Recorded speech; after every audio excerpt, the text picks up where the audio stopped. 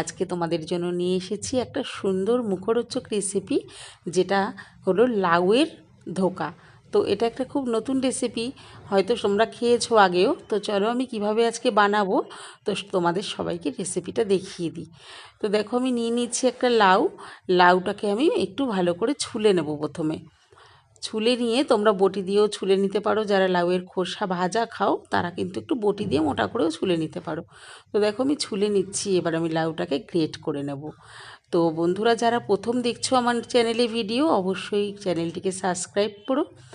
দেখো আমি নিচ্ছি হাফ কাপ ডাল, হাফ কাপ আতপ চাল নিয়ে আমি ভালো করে গুঁড়ো করে নেব মিক্সিতে।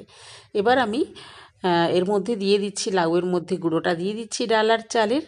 তারপরে এর মধ্যে দিয়ে দেবো একটু কাঁচা লঙ্কা কুচি,